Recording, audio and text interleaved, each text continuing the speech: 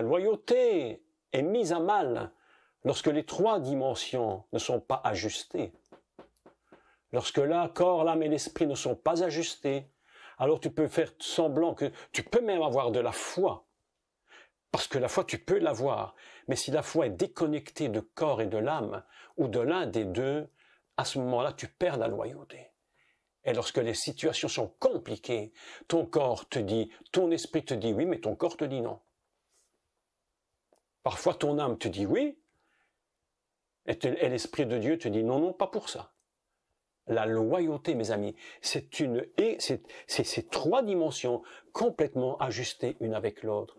Ce matin, c'était étrange que Dieu m'ait dit ça. Vous savez, Dieu nous parle, hein. C'est pas parce qu'on a 70 ans qu'il nous parle pas. Comme si le Seigneur m'avait dit ce matin, écoute mon pote, il faut quand même que tu réfléchisses un peu à ta vie, là, hein. Ah! Mes amis, je te dis, moi j'ai aucune prétention, hein, en rien du tout. Mais l'autre jour, non mais on plaisante un peu aussi, j'aime plaisanter un peu, mais l'autre jour j'étais dans, mon épouse me dit, oh elle me dit, tu sais mon chéri, moi j'aime beaucoup écouter Elvis Presley, là, oh, j'aime beaucoup ça. Ah elle aime tellement Elvis Presley, sa voix, tout. Oh, bon. Elle me dit, j'ai vu qu'il vient de sortir un film d'Elvis Presley, est-ce que tu veux pas qu'on aille le voir? Je dis, ah ça te fait plaisir. Moi Elvis Presley, on me dit rien du tout, mais qu'importe, enfin bref. Donc on va au cinéma, ce qu'on n'a plus fait depuis des années, bon, Elvis Presley, mes amis, tout à coup, pendant le cinéma, les 15 premières minutes s'écoulent, mais tout à coup, je vous dis la vérité, le Saint-Esprit m'a saisi. J'étais là, dans cette salle obscure, en regardant Elvis, et tout à coup l'Esprit m'a saisi. Et j'ai entendu sa voix. Pendant un quart d'heure, il m'a pas lâché. Il m'a dit, Jacques, quand est-ce que tu vas te décider à m'obéir? J'ai dit, mais Seigneur, j'ai dit, Seigneur, mais je ne fais que ça. J'ai jamais voulu faire le contraire. Il m'a dit, mais il y a quelque chose que tu n'as pas bien compris encore. Quelque chose que tu n'as pas encore compris. Quand est-ce que tu vas décider maintenant? Mes amis, je vais vous dire ceci. Il faut ajuster l'esprit, l'âme et le corps, rester connecté avec le Seigneur. Étant justifié, rendu juste, par quoi? Parce que je suis un homme et une femme fidèles. Vous êtes fidèles, vous êtes sincères, vous avez une conscience pure, vous connaissez la vérité, c'est ça qui te rend juste. Mais c'est pas fini. Tu es loyal. Si tu n'as pas ces données particulières, extrêmement précises, tu ne peux même pas trouver la paix. Tu ne peux pas trouver la paix. Tu es toujours dans le trouble. Écoutez la suite. Le mot Emouna signifie également la stabilité. Stabilité. Mes amis, être stable dans les choses de Dieu, être stable dans notre propre vie, ne pas broncher. La Bible nous dit que nous ne devons pas broncher. Nous devons être des gens stabilisés. Nous sommes placés dans un lieu stabilisé. Lorsque viennent les problèmes, les déconnexions de l'âme, du corps, de l'esprit, lorsque tout ça peut bouger, être dans tous les sens, nous perdons la stabilité. Vous avez tous remarqué, j'en suis absolument convaincu, que je donne des exemples un peu basiques, mais ça vaut ce que ça vaut. Ne m'en veuillez pas, ça vaut ce que ça vaut, mais enfin on se comprend. Quand tu veux mettre ta chaussette sur un pied, tu tombes facilement parce que tu perds l'équilibre. Pour quelle raison? Parce que normalement tu te tiens debout sur deux pieds. Si tu n'en as plus qu'un qui est là, tu perds l'équilibre. Et dans la foi, c'est la même chose. La foi comporte trois pieds. Le corps, l'âme et l'esprit. La foi n'est pas que l'esprit. La foi fonctionne sur trois dimensions. La prière ne fonctionne pas que sur l'esprit.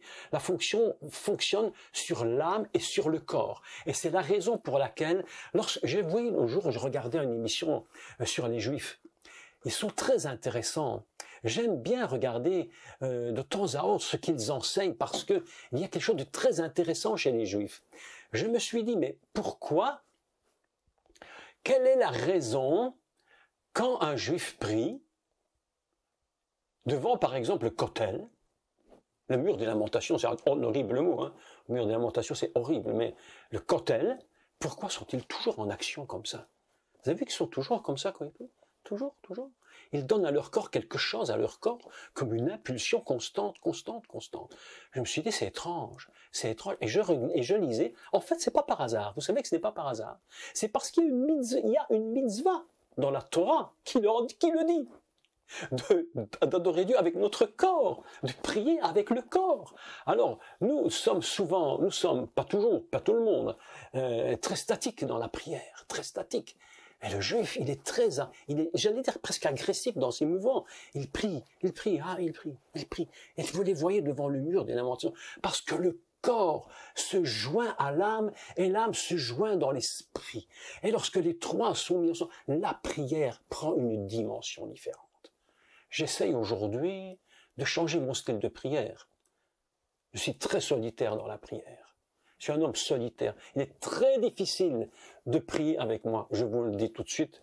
N'insistez pas. Un jour, une dame me dit, mais les gens sont spéciaux, vous savez, je vous dis, ils sont spéciaux. Un jour, une dame me dit, mon frère, elle me dit, tu sais, j'ai des soucis, il faut que tu jeûnes 15 jours pour moi. Je dis, mais tu plaisantes ou quoi? Je vais jeûner 15 jours pour toi. Et tu veux pas que je prie encore pour toi? Alors tu sais même pas toi prier 1 minute? Mes amis, il faut changer le style de la prière. Il faut se donner corps, âme. Vous savez qu'il y a cette expression en français qui dit qu'on se donne corps, âme, esprit. Vous connaissez cette expression en français? Mais c'est pas par hasard. C'est parce que dans le corps, âme, esprit, l'union des trois, dans l'équilibre parfait des trois, produit de la foi, produit de la paix, produit de la puissance. Il faudrait vraiment reparler beaucoup de ces choses. La stabilité. Nous prions sur 3 pieds. Le corps, l'âme et l'esprit. La foi est fondée sur 3 pieds. Le corps, l'âme et l'esprit. Définition de Emouna, la suivante. Vous voyez, on a des mots, hein. Un seul mot veut dire plein de choses. Plein de choses, plein de choses. Le mot suivant, c'est la constance.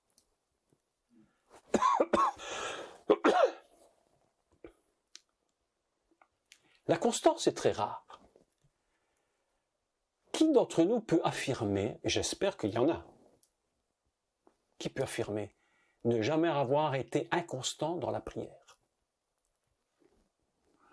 Moi, j'ai remarqué que la prière demande de la constance. Savez-vous pourquoi? Parce que lorsque tu cesses de prier pendant un temps, tu te décourages. Tu baisses les bras, tu es découragé, ça va plus. Les trois pieds sont en train de se séparer, ça va plus, ça. Il y a des turbulences dans tous les endroits. Tu perds la prière. Tu n'es plus constant dans la vie de prière. Et lorsque tu n'es plus constant dans la vie de prière, se produit un problème. C'est pas que tu n'as pas envie de prier, mais c'est que tu ne sais plus prier. Tu le veux, mais tu ne le peux. Et ce qui se produit, lorsque tu dis il faut m'y remettre à la prière, eh bien pour remettre en marche la route de la prière, la roue, le chemin, le moteur de la prière, eh bien c'est difficile. Est-ce que je dis vrai ou non? Est-ce que c'est vrai ou pas vrai? Je suis convaincu que tous nous avons, à certains moments de notre vie, perdu la constance dans la prière, la constance dans la lecture de la parole de Dieu. Nous ne sommes plus constants. Nous allons un peu dans tous les sens. Les choses extérieures prennent plus de place. Et c'est pourquoi, laissez-moi vous raconter encore une histoire. J'aime la raconter parce qu'elle est magnifique.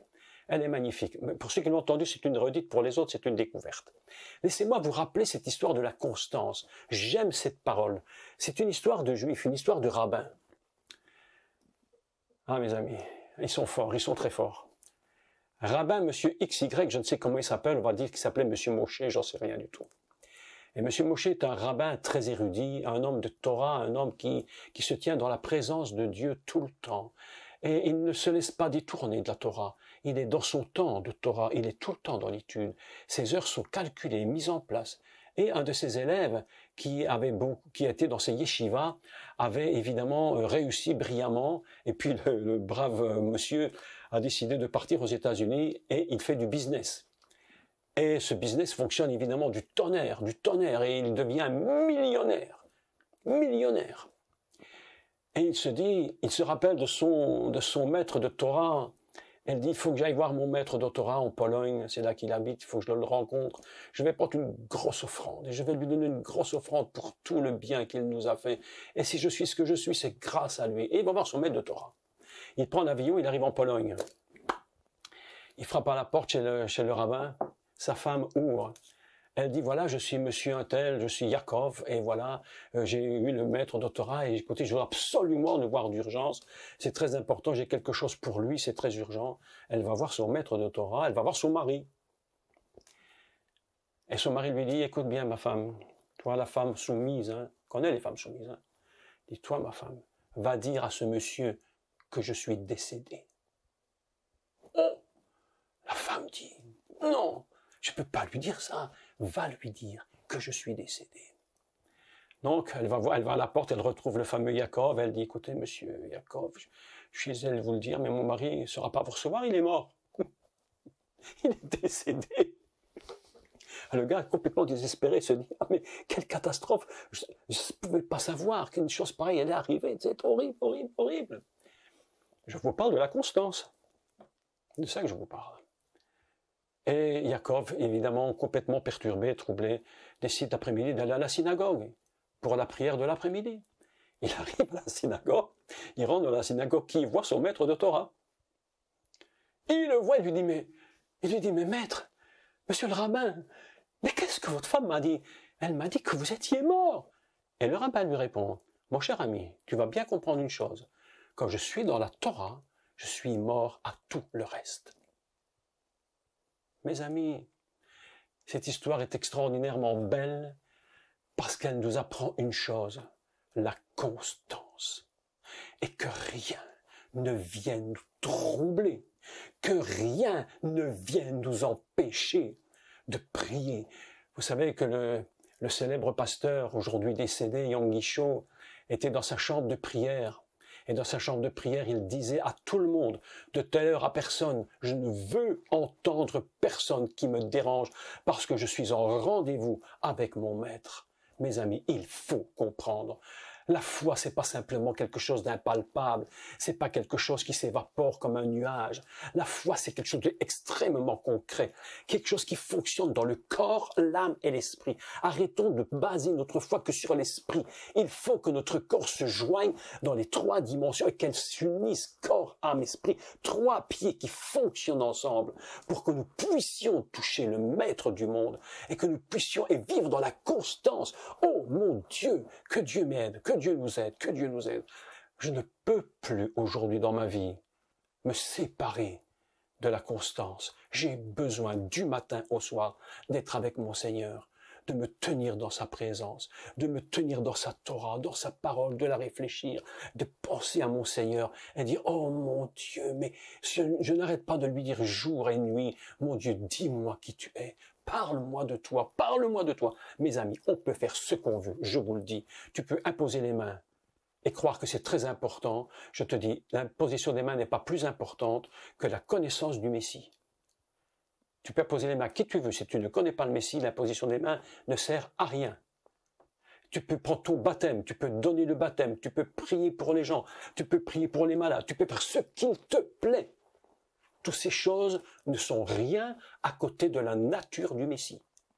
Elles n'ont de la force et de l'existence concrète, puissante, dans la présence de l'onction de Dieu, que si tu connais qui est le Messie. Sinon, tu ne seras rien.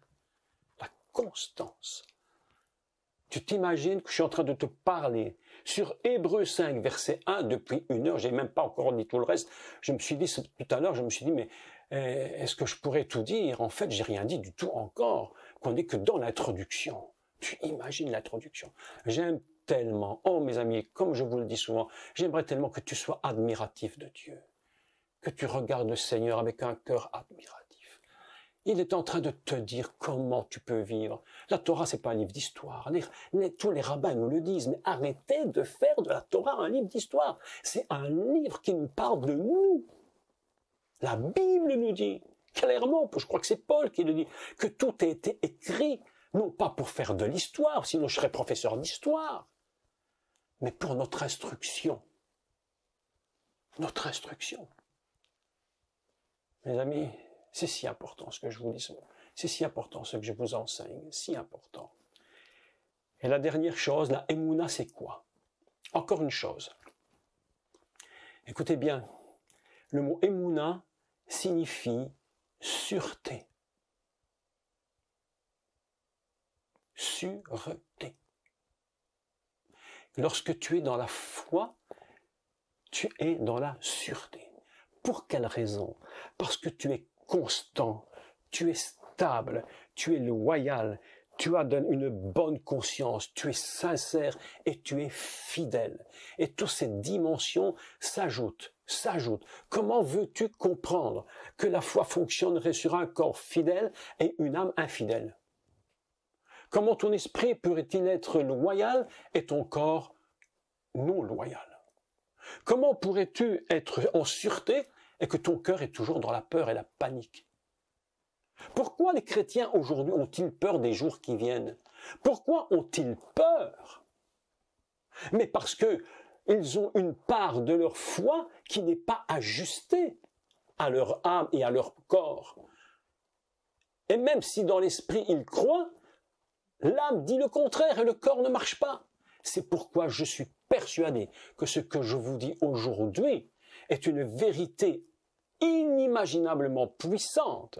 Sanctifiez-vous, corps, âme, esprit. Il ne faut pas que ton corps ne soit pas sanctifié, que ton esprit le soit. Tu te rends compte du problème qui se poserait. Mes amis, la foi dépend de Dieu. Il nous donne la foi, mais il faut que nous comprenions comment il nous la donne et il nous la donne. À quel endroit donne-t-il cette foi? Et comment va-t-elle fonctionner? C'est le secret de la justification. Si nous reparlons de Noach, nous allons constater que Noach était un homme loyal, un homme fidèle, un homme qui était dans la vérité, dans la loyauté. Il était stable, constant, il était dans la sûreté. C'est pourquoi la Bible dit de Noach, le premier homme de toute la Bible, qui nous dit de lui qu'il était tzadik vetamim. Vous imaginez, tzadik vetamim, juste et intègre. Tamim, c'est aussi un mot hébreu qui est très amusant parce que on peut le traduire comme simple et on peut le traduire aussi comme naïf. Quelqu'un qui, tu lui dis, se pose pas de questions inutilement. Un enfant, il est un peu naïf, vous voyez. Tu lui dis, écoute, si tu vas dans l'armoire, tu vas trouver un chocolat, il se pose pas de questions, il va pas calculer est-ce que c'est vrai, pas vrai, est-ce qu'elle l'a acheté ou comment, non, tu lui dis, il va prendre, il est naïf. C'est pas une naïveté qui fait de nous des gens faibles et misérables, c'est une naïveté de Dieu qui fait que Seigneur, tu me le dis, je le crois. C'est pourquoi il est appelé Tzadik Vetamim. Et Dieu dit à Abraham, il dit, c'est Paul qui le dit, dans son épître aux Romains, il dit qu'il faut être stable. Il faut être intègre comme Abraham. Et il faut être simple dans la foi, croire sans douter. Quel texte extraordinaire. Quelle introduction de l'épître aux Romains. Ça, l'épître aux Romains, lu comme ça, tu n'as plus la même vision de l'épître aux Romains. On ne lit plus machinalement seulement. Il faut lire systématiquement, il faut lire. Systématique, c'est très important pour que ça rentre dans notre tête et que ce soit bien imprégné dans les cases. Mais pour qu'au moment où on en a besoin, on ouvre la porte et puis c'est là. Donc une lecture systématique, je vous l'ai toujours enseigné, ayez une lecture systématique. Je relis les évangiles constamment parce que c'est systématique, pour que mon esprit enregistre toujours. Mais il y a une lecture beaucoup plus approfondie. Et que lorsque tu lis un texte comme ça, vous vous rendez compte que sur 1 heure, nous sommes en train de parler de 2 mots. Mais c'est impressionnant. Étant donc justifiés par la foi, nous avons le shalom. Nous avons le shalom. On aime prononcer le mot shalom. Hein. Les gens qui disent shalom, tout de suite, ça fait très bien, ça fait très juif, très content. Mais shalom, mes amis, shalom, c'est puissant. C'est un mot puissant, shalom. C'est pas seulement bonjour madame, shalom. C'est pas au revoir Monsieur Shalom, non, c'est pas ça. Shalom, c'est plus que ça. Shalom, c'est non seulement la paix, mais c'est la capacité de payer le prix. Lorsque Yeshua est sur la croix, qu'est-ce qu'il va dire? Il va prononcer 7 paroles. C'est très étrange d'ailleurs. Il va prononcer les 7 paroles que beaucoup de personnes dans les églises ont enseigné sur les 7 paroles de la croix. Mais encore, il ne suffit pas de prêcher sur 7 paroles de la croix. Il faut essayer de chaque parole, qu'est-ce qu'il a voulu dire. Prenons une parole, simplement le shalom. Est-ce que Yeshua prononce shalom lorsqu'il est sur la croix? Eh bien oui. Oui. Il va dire nishlam. Nishlam. Qui signifie tout est accompli. Tout est arrivé à la paix. Shalom signifie aussi payer. Tout est payé. T'as rien à payer. Ne rajoute surtout rien, rien, absolument rien. J'ai crié Nishlam, tout est payé, tout est paix, tout est fini, tout est tranquille. Mes amis, Shalom. Nous rentrons par la justice et par la foi dans la paix du Seigneur. Et il dit comment? Par notre Yeshua HaMashiach. À quel moment ce mot paix dans l'épître aux Romains va-t-il prendre toute sa puissance? Mes amis, écoutez-moi, je vais vous dire un grand secret encore. Ce n'est pas au moment où Paul écrit que le mot prend sa puissance. Le mot va prendre la substance de quoi? Pour dire une telle chose, où va-t-il saisir la substance? Il va la saisir à la croix. Lorsque Yeshua a crié Nishlam, tout est payé. Tout est paix. Tout est fini. Il n'y a rien à rajouter. Rien à rajouter. Tout est payé.